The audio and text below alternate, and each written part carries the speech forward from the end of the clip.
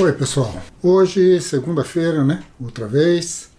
E estamos aqui de volta para retomar as nossas discussões, as nossas abordagens, né? As nossas possibilidades, as nossas trocas aí de conversas tão interessantes como as que estão surgindo a partir da semana passada. Nesse momento, eu gostaria de propor a vocês um tema que bastante polêmico, digamos assim, se é que alguém ainda tem muitas dúvidas sobre isso, mas que envolve uma política de Estado relacionada à escola brasileira, né, fundamentalmente, que se trata da tal da ideologia de gênero. Se é que ideologia de gênero não é essa proposição em si mesma algo carregado de muita ideologia, carregado de muito problema. Acho que o primeiro ponto, né, para que a gente possa refletir é que uma das questões fundamentais da ideia de gênero é que a ideia de gênero é um neologismo, digamos assim, uma espécie de eufemismo, na verdade, que estabelece uma relação um pouco escondida, um pouco complicada, já carregada de muito preconceito e que envolve a nossa sexualidade. A grande questão para nós todos é que nós, os seres humanos, possuímos de uma maneira ou de outra uma sexualidade. E assim, do ponto de vista das nossas relações com o mundo, se temos aí 6, 7 bilhões de pessoas pelo mundo com diferentes impressões digitais, também temos 7 bilhões de sexualidades que não são exatamente as mesmas. Cada um de nós, de alguma maneira, temos uma relação conosco, com o nosso corpo, com o corpo dos outros, com a relação que nós temos com a nossa afetividade, como que isso se dá, que tipo de coisa e que tipo de relação nos dá prazer ou não. Na verdade, o que nós estamos colocando aqui é que nesse século XX e depois no século XXI, o que nós temos avançado de uma forma bastante importante em muitas sociedades, não são poucas, não é? Se pensarmos no que ocorria no século XIX, estamos pensando em muita gente, né, que tem, digamos assim,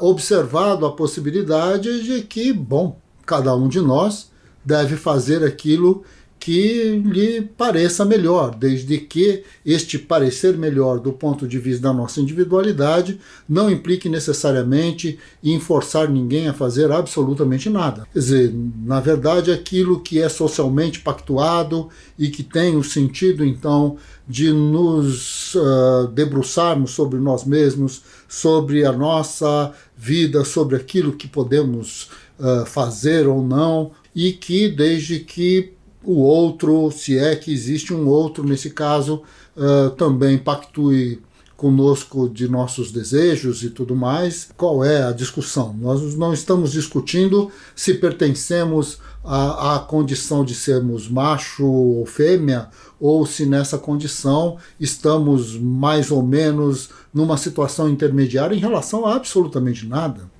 Já é bastante complicado, e já era muito complicado há décadas, a ideia de que meninos vestem azul e de que meninas devem vestir cor-de-rosa e que os quartos das crianças pequeno-burguesas devem ser pintados de acordo com o sexo que já com antecipação a gente hoje em dia fica sabendo, né, que sexo terão os nossos filhos, ou pelo menos aquilo que a gente imagina que será a sua sexualidade. Agora, este não é o papel da escola. O papel da escola é colocar em discussão isso.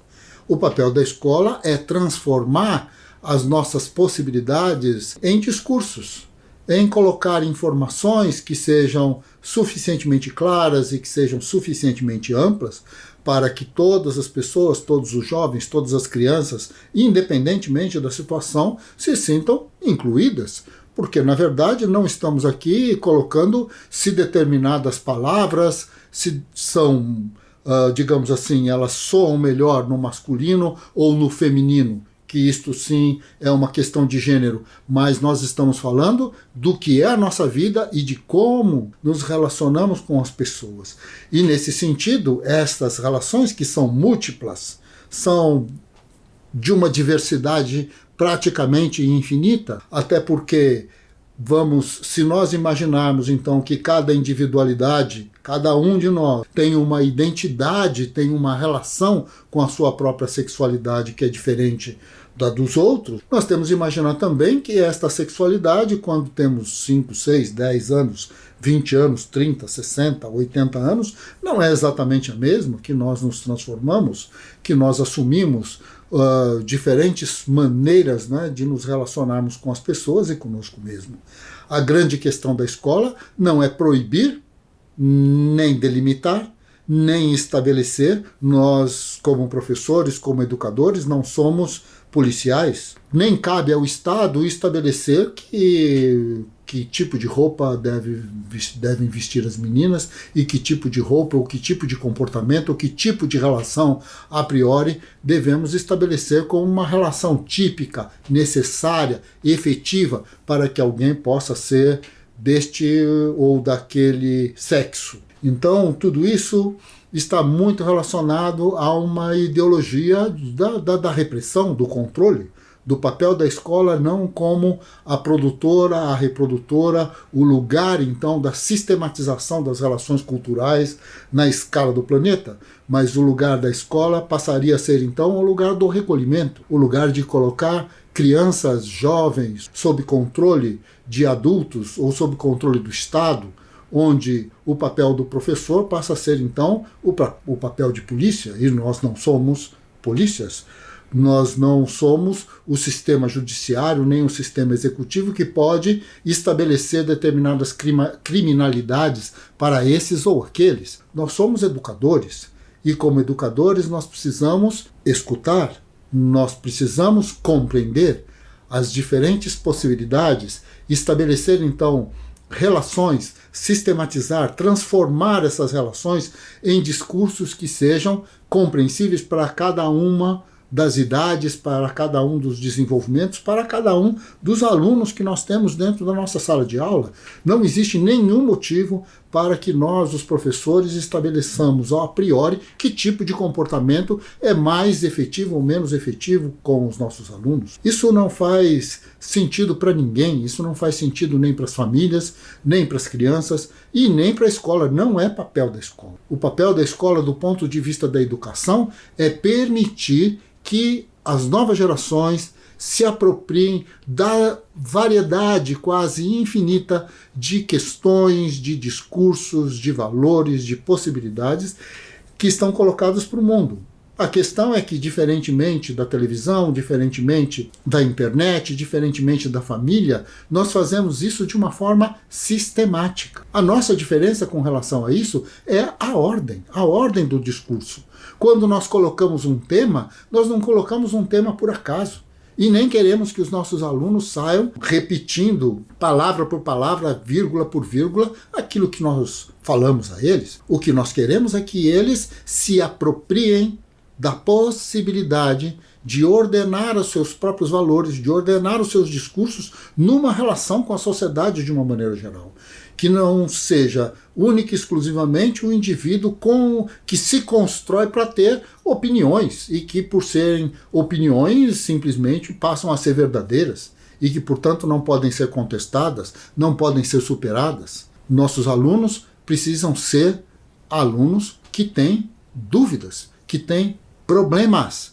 Ter dúvidas é a condição de existir do aluno. Se os nossos alunos não tivessem dúvidas, não tivessem problemas, não tivessem absolutamente nada, não haveria a menor necessidade de serem nossos alunos. Então, nesse sentido, esta política de Estado que envolve o controle sobre a sexualidade, o controle sobre a virgindade das pessoas, o controle sobre a reprodução humana, esse tipo de coisa, isto não cabe à escola. Nós não podemos permitir que este tipo de ideologia, chamada então de combate à ideologia de gênero, faça parte da escola. A escola não discute nesses termos, a escola discute todos os termos. os saberes e de uma forma sistemática. Nós não fazemos as conversas como uma conversa da mesa de jantar e nem da mesa de um bar. As nossas conversas não têm esse sentido, não têm essa ordem e não têm este objetivo. Nós precisamos organizar os nossos discursos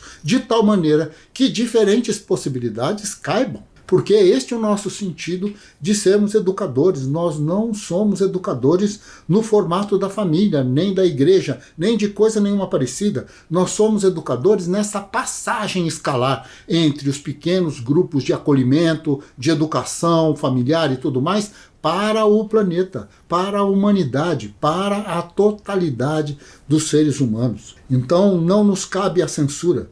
Não nos cabe, esse não é o nosso papel. A ideia de que a escola vai discutir ou não discutir, que estará proibido ou não a ideologia de gênero, é algo restritivo, censurador, reduz o papel da escola ao papel de polícia. Não é o nosso caso. Não é isso que a sociedade, de uma maneira geral, nos delega como professores, como educadores, copartícipes, né, dessa instituição que é a instituição escola. Bem, obrigado pela presença de vocês, espero que vocês participem, continuem participando, continuem mandando questões.